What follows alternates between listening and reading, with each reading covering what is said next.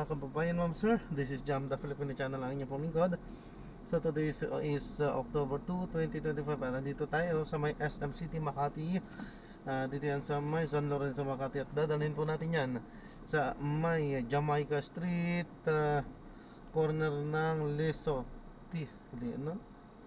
Lesotho Street, Better Living Subdivision sa may Don Bosco, Parañaque City po yan. Okay, so magbabalik po tayo mamaya konti pag nakuha na po natin sila. Disclaimer lamang po, ang content po natin ay kalsada at hindi ang passenger. Kaya nga naman, sakasakali man po na may marinig kayo mga pangalan ng lugar, pangalan ng tao, andito papaalam ko ito pinakadaas campo natin. Magre-record po yan sa nakatutok sa kalsada at i-upload ko sa aking YouTube channel po. Okay na po, sir? Okay lang. Thank you po.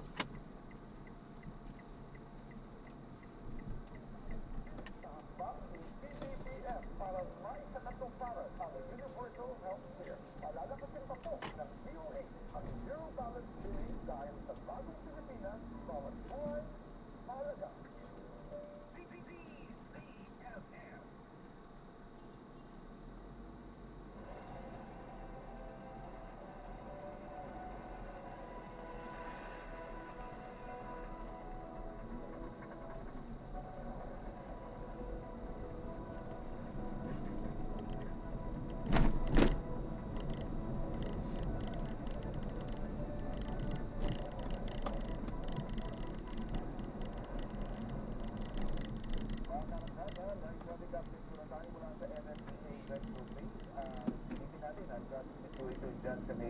Boulevard.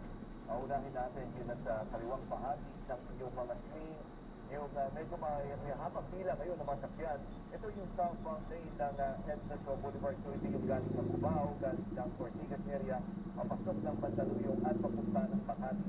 So pagbaba nga ng Ortigas flyover ay makaka-experience na kayo na mahabang pila na masakyan habang papunta kayo, habang papalapit kayo dyan sa Shaw Underpass. Samantalang nasa dulo ng inyong mga screen na sa right side, yan naman ang northbound lane ng Edsa Shaw. So yan yung galing ng Mandaluyong, papunta ng Quezon City.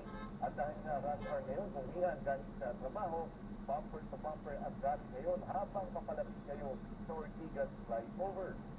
Samantala, ito naman ang sitwasyon dyan sa may elliptical kanto ng Commonwealth Avenue. Unahin natin yung maluwag ng dami ng traffic sa baba. Yan yung galing ng Santactora, galing ng Fairview, galing ng Commonwealth Avenue, papunta ng elliptical road. At yan ang mag-uugnay ngayon sa Quezon Avenue at East Avenue. So kung kayo ay bumabaybay sa side na yan, mula sa elliptical road, papunta ng Quezon Avenue, walang magiging problema ang mga motorista. Samantalang sa taas ng inyong mga screen, sa inyo naman yung galing elliptical road, papunta ng Silcoa, papunta ng Santactora, at papunta ng Fairview. Sa ngayon, motoring pa ang dami ng traffic kung kayo ay pauwi dyan sa area na yan. October 2, 2025. Pwede, hindi pa man tayo nakababangon sa pamiligsala ng Bagyong Opo at malakas na lindol sa Cebu. Ito ang pumasok na sa bansa, ang Bagyong Paulo. Kaya mga kaarangkada, ingat po tayo at maging alerto. Manatiling updated sa lagay ng panahon at iba pang balitang impormasyon. Kasama niyo pa rin sa betang kwento ng bayan at lakas ng masa. Ako si Linya Corpus. Ang kwento pulso ng bayan, importante yan sa amin. Bawat issue, dadaanan namin yan. Gagabay nyo kami sa mga usaping hindi dapat palapasin. Live tayo sa DZNN Radio Patrol sa Isrenta, 92.3 FM Radio Manila at lahat ng FMR station sa buong Pilipinas. Guaranteed to Signal TV, Channel 31. Ako, Jeff Patagones. Ito ang Arangkada Balita. Sawi sa malakas na lindol sa Cebu, umabot na sa 72. Pangulong Bongbong Marcos bumisita sa ground zero ng lindol sa Cebu. Bagyong Paulo lalo pang lumakas at ngayon ay isa ng tropical storm habang papalapit ng bansa.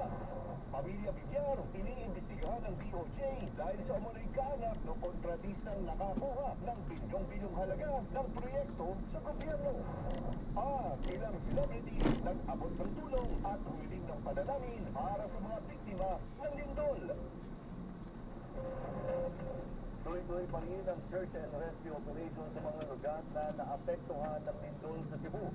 Bukod sa aftershock, dagdag pahirap sa mga apektado ng lindol ang pagbaha bunsod ng nararanasang pag-ulan doon. Yan ang umarangkadang balita ni FMR News Cebu correspondent Clark Patuit live. Clark, gaano karaming aftershock ang nararanasan nyo hanggang sa mga oras na ito? Greg at Emilia, halos walang tulog ang mga Cebuano. Kaya kasi nararamdaman ang mga aftershocks dito sa Cebu. Ayon sa PIBOG, abot na sa 92,300 plus ang mga aftershocks na naranasan dito sa Cebu. Pinakamalakas nito ay yung 5.0 magnitude na aftershock na tumama kagabi alas 9 ng gabi. Bukod pa riyan at sa nakikita nyo ngayon, isa pa sa mga problema ngayon ng mga Cebuano ay ang napakalakas na pag-ulan na siyang magdudulot ng matinding pagbaha. Sa bayan ng Konsolasyon at Liloan, abot tuhod ang tubig na dala ng malakas na pag-ulan. Kailangan pang gumamit ng excavator para malinis ang mga basurang nakaharang sa drainage. Umapaw din ang creek sa tabi ng isang mall na nagpabaha sa highway. Sa kabila niyan, patuloy pa rin ang mga NGO at mga grupo sa pagpapadala ng tulong sa mga biktima ng lindol sa Northern Cebu, partikular sa Bugo City, Medellin, San Remigio at Daan Bantayan. Kahapon binuksan ang Capitol Heritage Park para maging main drop-off point ng mga nais mag-donate ng relief goods para sa mga biktima ng lindol. Aabot sa mahigit 3,000 volunteers ang nagpalista, mga medical students, nurses at mga volunteers sa pagre-repack ng relief goods. Grabe kayo spirit sa volunteerism sa mga estudyante na akong kalipay, like kagahapon. Sugod sa pagdawat, sugod sa pag-abot ng mga race, sa pagdawat ng relief from the other people na nag-extend sa ilahang generosity. So, grabe kayo ang unity sa mga kabatanunan o nalipay kayo. Kay ginasing-kasing yun sa mga kabatanunan ang pagtabang ato sa uban. Wala ni nag-agad nga tagaan ni og drop point sa mong teachers. Wala ni nag-agad nga ma-recognize ni sa among eskwelahan apan ginasing-kasing lamang gayon kini ang among pagtabang ato sa uban. Patuloy naman ang pagbibigay ng libreng sakay ng iba't ibang mga kumpanya at individual para sa mga nais pumunta sa Northern Cebu para personal na mag-abot ng tulong sa mga biktima. Nananawagan pa rin si Cebu Governor Pamela Baricuatro sa mga nais tumulong. Kailangan pa rin nila ang additional manpower para sa relief operation sa mga apektadong bayan. Gayon din ang mga water tanker, may inom na tubig, pagkain, mga tent at trapal. Greg at Ninia, gaya nga na nakikita niyo ngayon ay bumubuhos nga talaga ang isang napakalakas na naman na ulan dito sa Cebu. Ngunit ayon sa mga volunteers na ating nakausap ay rain or shine, magpapatuloy pa rin ang kanilang mga relief operation. Nakaanunsyo naman ang Cebu Provincial Government na pansamantala muna nilang ititigil ang pagtanggap ng mga volunteers dahil kumuna sa isang good problem. Sa loob kasi ng 2 araw ay lumobo na at lumoble ang bilang ng mga nais mag-volunteer at tumulong sa mga biktima ng lindol sa Northern Cebu. At yun na po ang latest mula dito sa Cebu. Balik sa inyo, Check at Media. Okay, maraming salamat at ingat dyan. FMR News Cebu correspondent Clark Patuit. Umabot na sa mahigit 170,000 ang bilang ng mga apektado ng malakas na lindol sa Cebu ayon sa National Disaster Risk Reduction Management Council o NDRRMC. May umaarangkadang balita si PRTV News correspondent Angela Babad.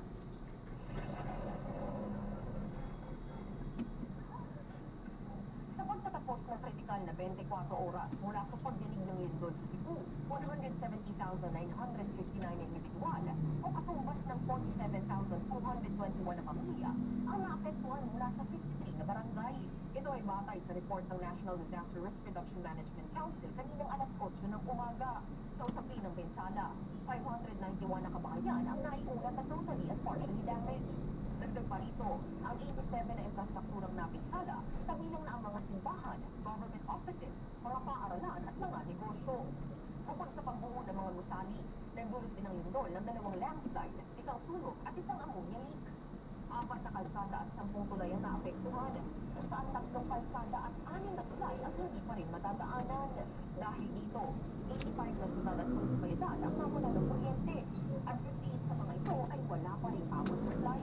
2 sangkalan din classify ng mga biyahe, dahilan para ma-stranded ang 414 na pasahero. Samantala, 110 na munisipalidad at syudad ang nagsisimple ng klase, habang 20 naman ang nagdeklara na walang pasok. Dahil sa lawak ng pinsala, 53 na syudad at munisipalidad ang idineklara lang nasa ilalim ng state of calamity. Umabot na sa 5,614,600 ang halaga ng tulong na ibinigay ng pamahalaan sa mga apektado. Patuloy naman ang relief operation sa Cebu. Ako si Angela Babad ng PRTV News, nagsaservisyo para sa Pilipino. Balik po naman na operasyon ng mga power transmission sa Visayas ayon sa National Grid Corporation of the Philippines or NGCP.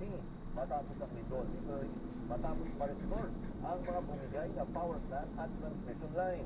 Kahapon, isinailalim sa yellow alert ang Visayas Grid matapos bumigay ang 27 power plant dahil sa lindol. Sa ngayon, may isang data at 2 transmission lines pa rin ang sinasaayos.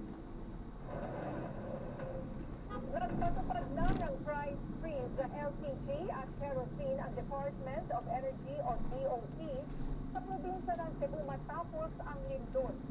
Iiral ang price freeze sa loob ng 60 araw kasabay ng implementasyon ng State of Calamity.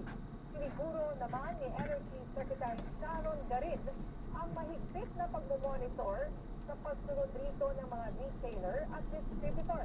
Babala ng DOE at PCI, haharap sa multa at parusa ang mapatutunayang lalabas dito.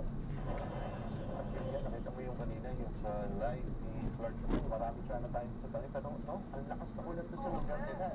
I mean, huwag sana kumabot din doon sa mismong like yung Bugo City, tsaka yung ano ba yun? Kasi di ba yung nakita natin yung pictures, yung natutulog kasi mga plastic bags yung mga residente. Na nakakaawa talaga, and may mga pictures pa nga na madaling araw nasa gilid sila na kalsada. And dagdag ko pa yung KJM kahapon yung mga pasyente, di ba? Na nasa labas Nasa ng labas hospital. sila. So, pagkasal natin, pero kailangan handa ka nga dahil nga maulan at sinabi nga kanina nung sa mga contact nating rescuer, ay sana hindi umulan, kaso umulan. Oo, umulan. Kaya kailangan talaga natin itong gawa ng paraan. Okay. Labis ang trauma na dala ng pagyanig sa Cebu sa mga residente ng Bugo City at San Benito dahil sa mga aftershocks na patuloy na nararanasan ang mga tao doon. Ayaw unang pamalagi sa kanilang mga tahanan. Kanina rin bumikita si Pangulong Ferdinand Marcos Jr. At live mula sa Bugo City, naroon PRTV News correspondent Christian Bascones. Skyway tayo, sir? Sige. Sky po. Yes, check. Alam mo, dito sa barangay Pulampaso sa Bugo City, dahil na ng diskarte ang ginagawa nila para makahanap ng lugar kung saan pupwesto at matutulog at magpapalipas ng kanilang gabi. At pagkatapos ka ng malakas na pagsindog dito sa Cebu, uyat ang mga residente dahil sa patuloy na pagyanig. Naabutan ng news team si Tatay Noroy na nakahakot ng kanilang mga kakapitan mula sa bahay na napintala rin ng lindol. Isa ang kanilang pamilya sa mga residenteng ayaw lang bumalik sa kanilang tirahan dahil sa takot matapos ang malakas na lindol. Aniya, mas pipiliin pa niyang matulog sa kanyang tricycle o sa kalsada. Patungo kami sa nanay ko. Ito lang mga gamit ang ihatid ko doon. O, maliit ng bahay na nanay ko eh. Dito ko sa tricycle, siste. O, sa kuwan, ating na kami yung port na yuta. Pinwento pa niya, noong mga oras ng pagyanig, tila nawalan siya ng pag-asa. Na-trap daw sila ng kanyang pamilya sa loob sa sobrang bilis ng mga pangyayari. Hindi ko ma-explain yung nasa loob kami kasi parang hindi ko ma-explain.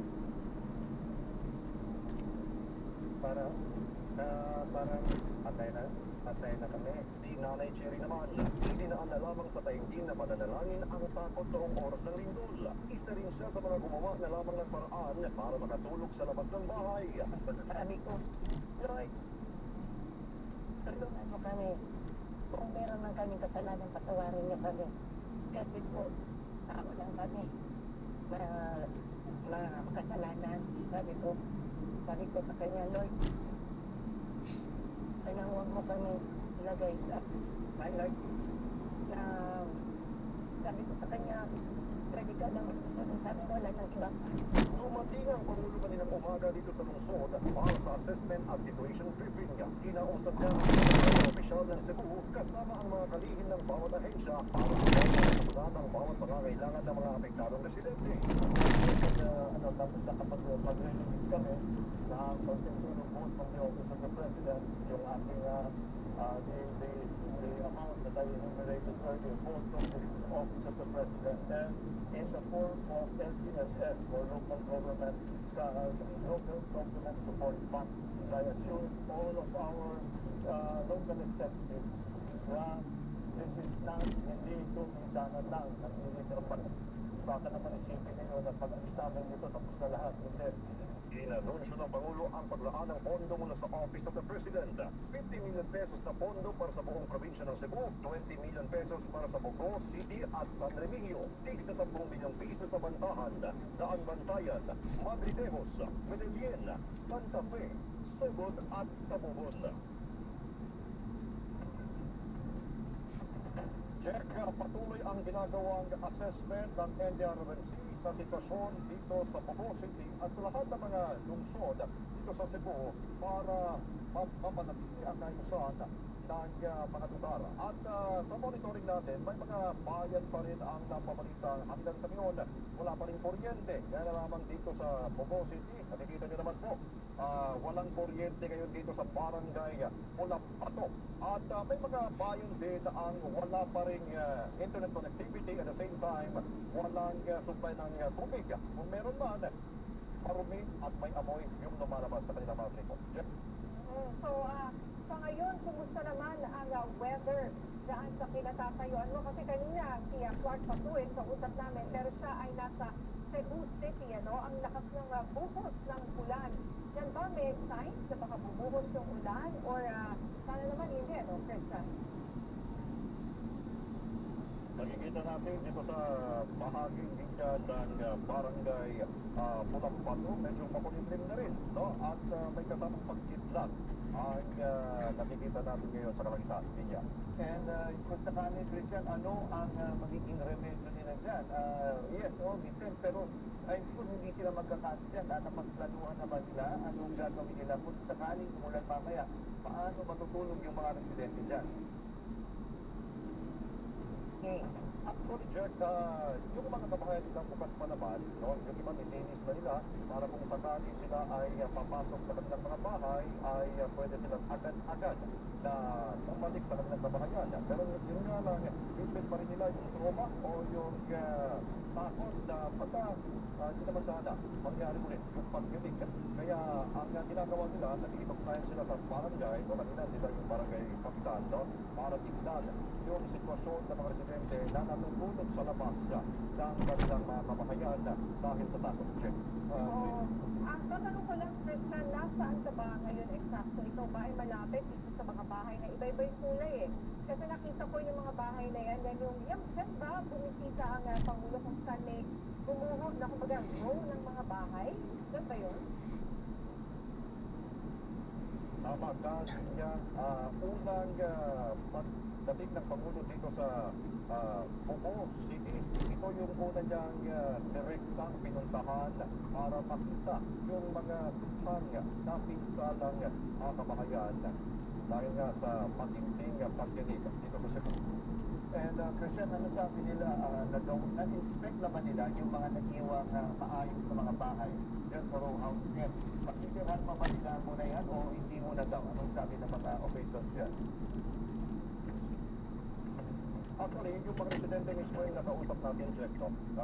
May narinig sila na hindi na muna raw sila titirhan dito sa kanilang mga kabahayan o hindi na sila muna mapapalikin sa kanilang mga bahay dahil hindi nga ligtas, no?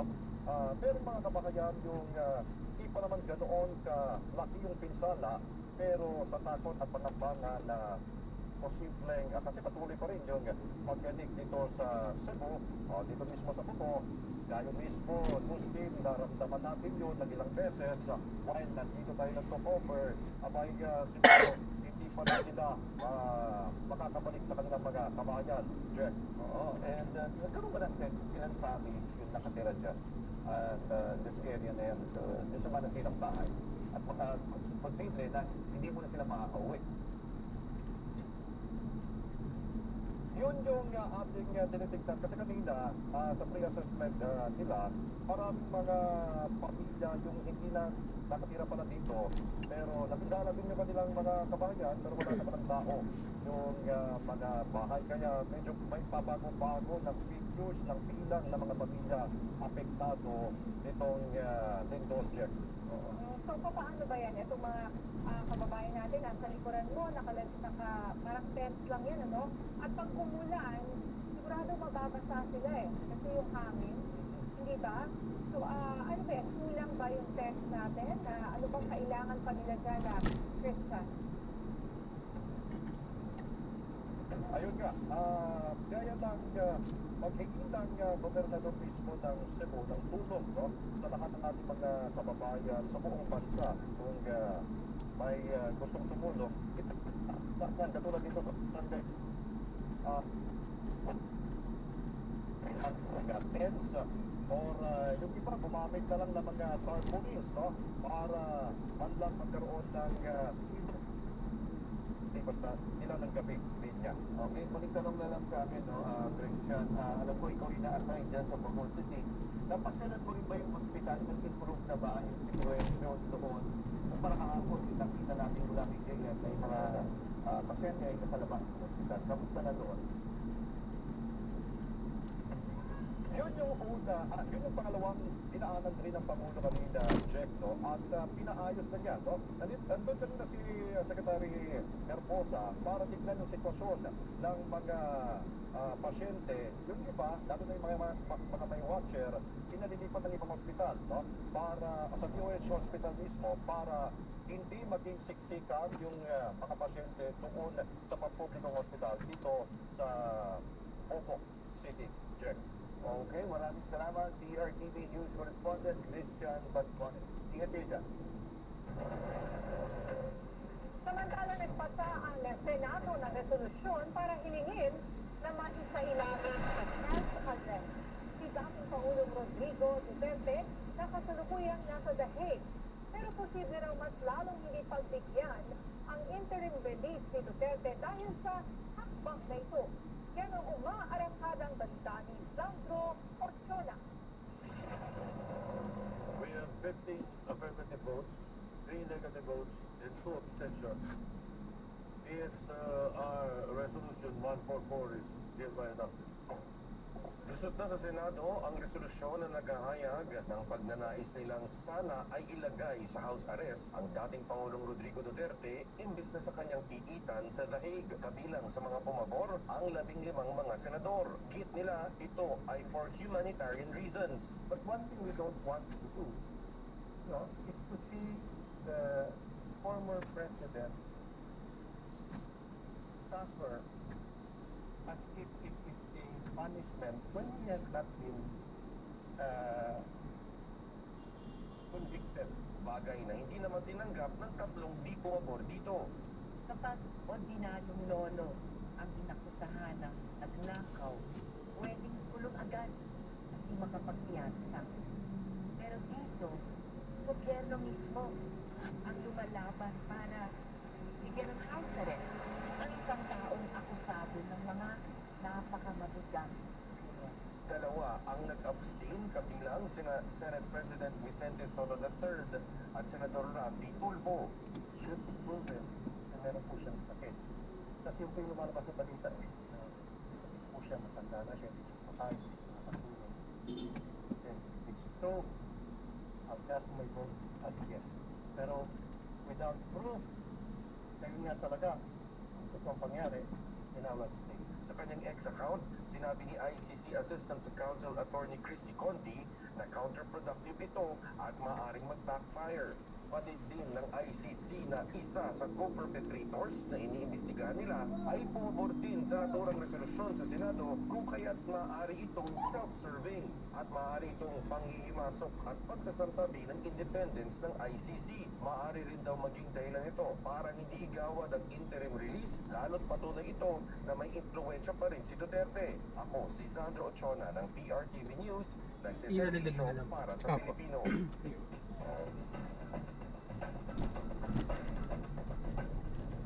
Kaugnay niyan, makakausap natin live via Zoom si Attorney Ned Colmenares, counsel to victims sa ICC case. Magandang hapon, Attorney Colmenares, at welcome po sa Arangkada Balita. Bandang kanan yun, no? Tama. Dito tayo, no? Attorney, ano po ang reaction ninyo sa Senate resolution na nananawagan na ilagay na lang sa house arrest si dating Pangulong Rodrigo Duterte dahil raw sa humanitarian grounds? Well, ano po, siyempre, ang mga kanak ng sistema ng President Duterte dito sa California dahil lalong magpipitay ng kaso ko yan. At alam nyo, ang tingin namin yan, una, suplikara yung resolution na yan. Sinisite nila ang International Covenant on Civil and Political Rights pabor kay President Duterte. Pero kung nito-nitong pinatay sa panahon ng California ni President Duterte, ay wala na silang sinasabi na actually hindi yung violation ng Covenant on Human Rights, diba? Pangalawa, sa gitna ng napakaraming problema, may grabe ang korupsyon sa blood control at siyempre doon sa nakalipas na linggo sa Cebu at sa Visayas, ito pang pinagkakabalahan nila yung house arrest ng President Duterte. Pangalawa, self-serving siyempre ang resolution dahil may ilang senador na tumulungan dyan ay maaaring matangkot doon sa kaso sa ICC. So, ibigay lang ito ang bayan at ito konstitusyon publiko at sa nakalungkot na ang pinatunan ng pansin ng mga senador ay yung isang mayaman, powerful na presidente, na dating presidente ng Pilipinas. Habang wala silang concern sa pag-violate ng PDP, nakapilit na ng palatandaan na may masakit na cancer, may mga iba dyan namatay na may hirap, parang ang Senado ay parang sa mga mayayamang nakakulong, hindi doon sa mahihirap na nakakulong. And yun nga, sir, no, ang sinasabi parang napaka-ironic na humanitarian grounds yung hinahanap na ang nilalaban nila. Something, parang sa kaso na crimes against humanity. So, gusto mo magpakatao tayo sa isang kaso na hindi nagpakatao yung pagtrato. Tama po ba? Attorney, Tama, Jack. Oo, tama ka, Jack. In fact, marami sa mga pinatay ng panahon ng California na lumulubog ng mga makaawa, iyan, nagsabi-panikiyan na extra makuha ko buka. Walang awa na lang yun. Walang yung humanitarian doon. Tapos ngayon, biglang kasi may sakit siya, kasi dementia, kasi, talagang hindi niya na maalala kung saan niya nilagay ang sulti niya. Eh, dapat hindi na house arrest na lang siya at kaso ng company na kasi eh, hindi ko kasi marami naman sa atin, wala naman, but it doesn't stay na the for trial. Kasi kung ano na lang palang patayan natin, ba hindi nagsigap na lahat ng congressman sila doon nakakasuwag sa flood control, eh sabihin nila, malimutin na kami, hindi na kami, mahina na kami, so wala kaming kaso, yung house arrest na lang kami, o hospital arrest. Yan ang problema pag-focus natin ng Senado sa Bitara na wala silang concern sa mga pero doon sa mga mayayaman, tulad ni President Duterte, kailangan sila magpasa ng resolution para i-house arrest yan. Opo. So, gaano po kaya kabigat ang resolusyon ito ng Senado gayong hindi na miyembro ng ICC ang Pilipinas? Walang bigat yun, niya. In fact, ang ICC kasi mag-decision sa isang issue on the basis of documents and the law. In fact, ano lang yan, parang propaganda na lang yan ang value niyan sa Senado. Pero yun nga, parang questionable doon. Sasabihin nila, kayo sa ICC, wala kayong jurisdiction. Kaya ginawa nyo, wala kayong karapatan dito sa Pilipinas. Pero ngayon, bigla sila nag-file ng resolution para sa isang korte na sabi nila walang jurisdiction. hindi ba nag-isip ng mga senador yan? Ano ba talaga po yan? So, yun yung isang komento namin doon. Hindi naman magpapahinat ng kaso. Dapat, pag-propaganda yan para sa mga supporters ni President Duterte at sa narrative nila na kawawa naman si Tatay Digong kasi may sakit na siya. Natatandaan ko nga, Atty. Neri, isa pang magandang example nun na binibigyan ng humanitarian consideration. Nalala niyo po yung nakulong na babae na buntina, tapos nanganak siya hanggang alam ko namatay po, di ba po, yung anak niya. Tama po ba, Atty.? Yes, tama yung panahon ni President Duterte yun. Nagmamakawa marami doon na President, tulungan mo naman na marinig. May si Baby na sino yun eh. Si Baby na sino namatay yun. In the end of your month, at pinanganak sa kulungan, hindi talaga pinayagan ng nanay doon. At in the end ha, na-absuelto yung nanay. And in the end, na-absuelto ang witness. Pero patay na yung anak mo, nag-suffer ka ng kulong. May sinabi ba mga senador doon? Lahat ng pumirma ng senador, meron ba silang sinabi sa mga ganong instances doon? Wala. Tapos ngayon, parang dahil mahirap na ito, mga magtatanda na o kaya nanay na gano'n ang kalagayan, tahimik sila. Sinasite pa nila nga. Pero ngayon, kay President Duterte, okay sila. Sinasite pa rin niya ng international covenant of civil and political rights. Na panahon ng libo-libong patayan, hanin ko, wala tayong malamit sa kanila na sinasabi nila ang President pag napag-ibig niya ng international covenant of civil and political rights. So, doble cara ako nagsabutan ng mga senador na yan. At sakaling sabihin na natin, for example, ay matugunan nila itong house arrest, mapagbigyan ang Pangulo, posible po ba na mapahina nitong house arrest ang mga panawagan para sa hustisya at pananagutan ng dating Pangulo? Yes, ang house arrest, kasi parang interim release na yan. Magpapahina talaga yan sa panawagan ng hustisya. Una-una, talagang may palisaw sa President Duterte sa house arrest sa ilalim ng road statute na nagre-require ang mabigyan na ng interim release ay yung tao na hindi maka-danger ng investigation sa proceedings. President Duterte outside the prison can danger the proceedings at the investigation. Maraming mga pamilya dito ma-atake na naman. Maraming sa investigasyon na kahit hindi na matuloy dahil sa takot nila nakalabas si President Duterte. So, hindi siya qualified doon. At pangalawa, siyempre, pwede siya tumakas si President Duterte. Bakit siya pwede tumakas at hindi na bumalik sa ICC? Dahil po na alam niya na pag may trial sa kanya, siya ay magpupunod. Destiny niya, walang masasabit kahit sino pang pinakamagaling abogadong po ni President Duterte. Wala siyang magsubmit kung may trial, wala siyang magsubmit sa ebidensya na nagsasabi o nagpapatunay na wala siyang kinalaman sa graduan. So iba yun siya ang nagsisimula ng graduan, wala siyang kinalaman sa ebidensya, wala. Pag makukutin talaga siya doon, and he will be the first patient to be convicted by the ICC. So kung ganun pala, di, pag ikaw ay napalaan niya na, babalik ka pa ba sa ICC, alam mo mag-convict ka doon? Hindi, ang posibilidad na hindi siya babalik sa ICC kahit magpatawag siya ng ICC ay napakalaki. Lalo na, wala siyang respeto sa ICC, di ba? Nilalait-lait niya yun. Sabi niya, mga umpus kayo, mga classes mula sa kanila. Tapos ngayon, pag inutusan ka ng ICC, pag umalik ka na muna, may hearing ka eh. Susunod pa yun? Hindi pero parang sa amin, ang maka-apekto rin sa hustisya at maaaring makaligtas si President Duterte sa hustisya kung siya ay payagan na house arrest o may interim release. Ano po ba itong house arrest? Ibig sabihin, siya ay mananatili sa isang bahay at saang bahay? Ito ba ay sa Pilipinas? Kung sinabi niyang gusto ko umuwi sa bahay ko dyan sa Davao? Or pwede po bang kahit anong pagkailangan dapat nasa dahil? Hindi ko alam yung house arrest actually sa ICC. Interim release siguro ang tinutukoy yun. Kasi basically, interim release yun.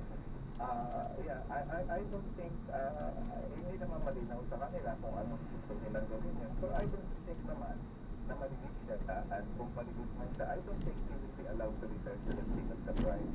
Maraming kagustuhan sa Pilipinas yan pangyayari pag nakabalik yan si President Duterte. Konsiderasyon niya ni President Marcos. In fact, kahit sinong bansa ang pupuha kay President Duterte, pwedeng grabe rin yung mga rally na nagulunsan sa bansa yan kung naman yung bastang bubukas sa kanila. Attorney Neri, no, di ba isa sa sinabi nila kung bakit humihingi sila ng interim release dahil una hindi na daw threat itong dating Pangulo at wala nang influence.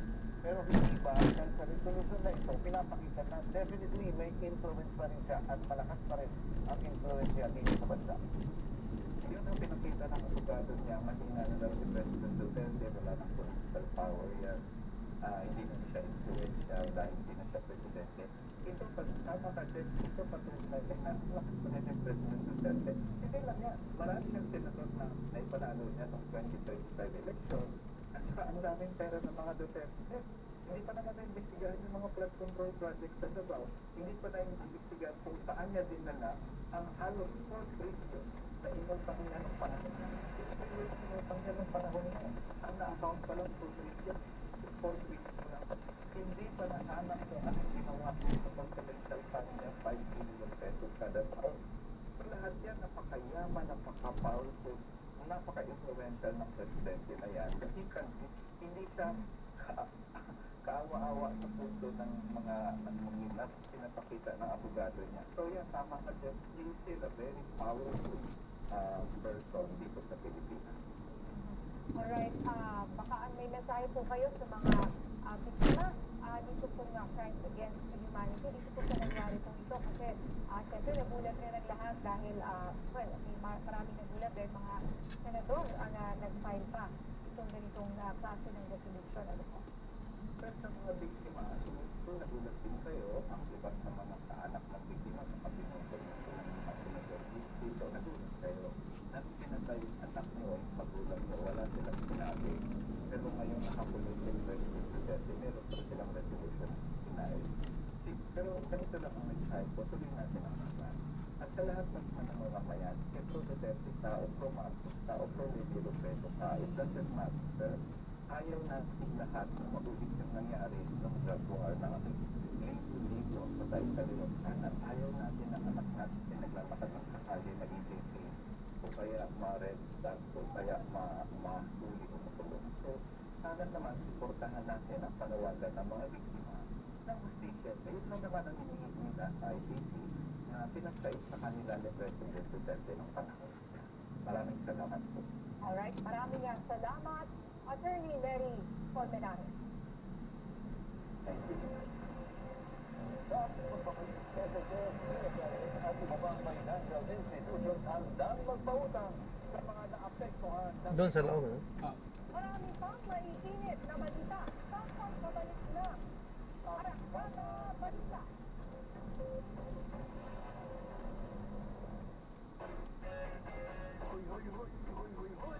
May bagong suwabing energy drink, New Cover Right. Ang sarap! Drop off lang po. Thank you. And less sugar. With L-theanine and less caffeine. With vitamin A, New Cover Right. Hindi ito one way, no? Pwede akong bumalik mamaya. Proper diet and exercise. Joshua Garcia to. Bili na sa suking tindahan. New Cobra Wrap. Less sugar at less caffeine kaysa Cobra Original Flavor. Dito na. With L-theanine at vitamin E ba? Ang programang ito ay hatid sa inyo ng Bingo Plus. Bingo sa saya, basta panalo. Ang programang ito ay I-add hatid natin sa yung inyo ano. ng Cobra Ride. Rise up with Cobra Ride. Fake news, maling akala, scam, 614. iwasan natin ang mga yan. Everyone outward. Drop na natin siya. So, maraming salamat po sa panonood. Hanggang sa muli, ingat. God bless. Paalam po muna. Pansamantala tayo ay gagawa na ng panibagong video sa ating susunod na mission. Paalam po.